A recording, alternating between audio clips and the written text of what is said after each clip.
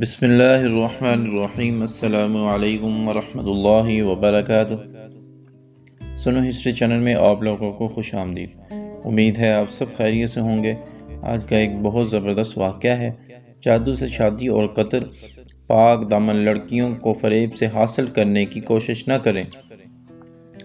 مدینہ منورہ کے مضافات میں ایک جامعہ مسجد کے خطیب کی ایک خوبصورت بیٹی تھی جو جامعہ میں پڑھتی تھی۔ ایک دن وہ جامعہ سے واپس کر آئی۔ گاڑی سے اترتے وقت ایک لڑکے نے اس کا چہرہ دیکھ لیا۔ لڑکی بہت حسین و جمیل تھی۔ لڑکے کو پسند آئی۔ اس نے پتہ کیا لڑکی خطیب صاحب کی بیٹی تھی۔ لڑکے نے اسی دن سے صف اول میں نماز پڑھنے کا اہتمام شروع کیا۔ اذان سنتے ہی وہ مسجد کے دروازے پر پہنچ جاتا۔ نماز تک تلاوت قرآن میں مشغول رہتا تھا۔ 6-7 مہینے تک وہ اسی معاملات کا پابند رہا۔ اس کے بعد اس نے والد سے شادی کی خواہش کا اظہار کیا۔ والد نے کہا ٹھیک ہے، دیکھ لیں گے مناسب رشتہ۔ اس نے کہا کہ لڑکی میں نے دیکھ لی ہے۔ والد کے پوچھنے پر اس نے خطیب صاحب کی بیٹی کے بارے میں بتایا۔ اس نے کہا یہ تو بہت اچھی بات ہے۔ امام صاحب سے ملتے ہی عمادین محلہ کے ساتھ امام صاحب کے خدمت میں حاضر ہوئے۔ امام نے لڑکے کے بارے میں پوچھا۔ انہوں نے اسی لڑکے کی طرف اشارہ کیا۔ خطیب نے لڑکے کی دینداری کو دیکھ رشتہ لڑکی سے مشورہ کرنے اور رضامندی ظاہر کرنے پر قبول کیا۔ چنانچہ رشتہ طے ہوا۔ 6-7 ماہ بعد شادی ہوئی۔ شادی کے کچھ عرصے بعد لڑکے نے نماز پڑھنے میں سستی شروع کی۔ 1-2 ماہ بعد لڑکے نے داڑھی کاٹ دی۔ گھر آنے پر لڑکی نے سخت ناراضگی کا اظہار کیا۔ اس نے کہا کہ یہ نمازیں تو میں تمہیں حاصل کرنے کے لیے پڑھ رہا تھا، اب مقصد حاصل ہو چکا ہے، اب کیا ضرورت۔ لڑکی یہ سن کر بہت افسردہ خاطر ہوئی اور جا کر والد صاحب سے کہا کہ اس بے دین کے ساتھ ایک دن بھی نہیں رہنا چاہتی۔ یہ معاملہ محکمہ عدل تک پہنچ گیا۔ قاضی نے دونوں میں تفریق کا فیصلہ کیا۔ لڑکا بہت پریشان ہوا۔ اس نے بہت کوشش کیا لیکن لڑکی کو دوبارہ نہ پا سکا۔ لڑکے نے ایک جادوگر سے مدد حاصل کرنے کا فیصلہ کیا۔ جادوگر نے بڑے رقم ادا کرنے کا مطالبہ کیا۔ لڑکے نے سارے پیسے پیشگی ادا کیے۔ کچھ دن گزرنے کے بعد جادوگر نے مزید پیسوں کا مطالبہ کیا۔ لڑکے نے فی الفور وہ بھی ادا کیے اور کہا کہ کام ہو جانا چاہیے، پیسوں کا فکر نہ کریں۔ 1 ماہ کے بعد جادوگر نے لڑکے کو بتایا آ جاؤ، اپنے پیسے لے جا، تمہارا کام کسی صورت میں ممکن نہیں ہے۔ جب وہ لڑکا جادوگر کے کمرے میں پہنچا تو جادوگر ایک بڑا چاقو ہاتھ میں لیے کھڑا ہے۔ لڑکے نے حیرت زدہ انداز میں پوچھا یہ کیا کر رہے ہو؟ جادوگر نے کہا مجھے قتل کر دو ورنہ 2 قتل کر دیے جائیں گے۔ لڑکے نے کہا میں یہ نہیں کر سکتا، لہٰذا میرے پیسے دے دو۔ اس نے پیسے دے دیے۔ لڑکا پیسے لے کر بھاگ رہا تھا کہ اچانک پولیس والوں کی نظر پڑی۔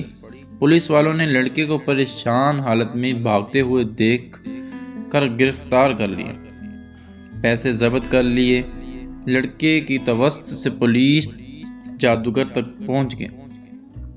جادوگر نے پولیس کو کہا مار ڈالو، میں مرنے والا ہوں، مجھے وہ نہیں چھوڑیں گے۔ پولیس نے دونوں کو قاضی کے پاس لے گئے۔ قاضی کو جادوگر نے پوری کہانی سنائی کہ ہم استمداد بلاشاطین کے ذریعے جادو کا عمل کرتے ہیں اور کامیاب ہو جاتے ہیں، لیکن اس لڑکی پر جب میں یہ عمل کیا اور شیطانوں سے مدد حاصل کرنے کی کوشش کی تو اس گھر کی حفاظت پر فرشتے مامور تھے۔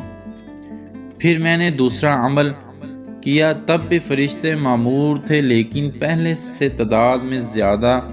اس کے بعد میں نے جب وہ گھر کے پاس گئے تو وہاں اعظم فرشتے کھڑے تھے اس دن کے بعد سے اب مجھے وہ شیطانی گروہ مارنے پر تلے ہیں۔ قاضی حیران ہوا۔ اس نے خطیب صاحب کو بلایا۔ جب امام صاحب تشریف لائے تو انہوں نے پوچھا کیا عمل کرتے ہو؟ فرشتے آپ کے گھر کی حفاظت پر مامور ہیں۔ اس نے پوچھا کیوں، کیا ہوا؟ کیونکہ اس کو پتہ بھی نہیں تھا کہ یہاں کیا چل رہا ہے۔ جب انہوں نے امام صاحب کو پوری کہانی سنائی تو خطیب صاحب نے کہا کہ ہمارے گھر میں صبح روزانہ سورۃ بقرہ کی تلاوت ہوتی ہے، اور جس گھر میں سورۃ بقرہ کی تلاوت ہوتی ہے اس پر جنات اور شیاطین اثر نہیں ہوتا۔ نیک خاندان کی حفاظت اللہ تعالیٰ ایسے انتظام کرتا ہے۔ یہ ویڈیو ان کے لیے ہے جو جادو یا جنات کی وجہ سے پریشان ہیں۔ اپنے دین کو سمجھیں اور اللہ پر ایمان مضبوطی سے قائم رکھیں۔ اللہ ہمارا حامی اور ناصر ہو۔ امید ہے آج کی ویڈیو آپ کو پسند آئی ہوگی۔ اگر میرے چینل پہ آپ نیو ہیں تو پلیز چینل کو سبسکرائب کر دیں اور آگے دوستوں کے ساتھ ضرور شیئر کیا کریں۔ ویڈیو کو لائک مسٹ ہے، یہ فری میں ہوتا ہے، تو پلیز لائک بھی کر دیا کریں اور چینل کو شیئر بھی کر دیا کریں۔ آگے ویڈیو کو شیئر بھی کر دیا کریں اور چینل پہ نیو ہیں تو چینل کو سبسکرائب کر دیا کریں۔ تو یہ تھی آج کی ہماری ایک بہت زبردست واقعہ، جس سے ہمیں یہی سبق حاصل ہوتا ہے کہ ہمیں ایسے کام بالکل بھی نہیں کرنے چاہیے۔ اللہ کے آگے کس کا زور ہے؟ کسی کا بھی نہیں زور۔ دیکھیں وہ سورۃ بقرہ کی تلاوت کرتے تھے، اس نے اتنے جادو والے کو پیسے دیے کہ وہ لڑکی کو حاصل کرنا چاہتا تھا، مگر اللہ کی کرنی ایسی ہوئی کہ جتنے بھی بڑے بڑے شیطان تھے وہ یہ کام کرنے میں ناکام رہے۔ پھر اسی کو ہی مارنے پر تل گئے کہ ہم تمہیں مار دیں گے، جو جادوگر تھا۔ اس لیے وہ جادوگر پریشان تھا کہ یہ عمل کون سا کیا جا رہا ہے کہ میرا جادو ان پر اثر نہیں کر رہا۔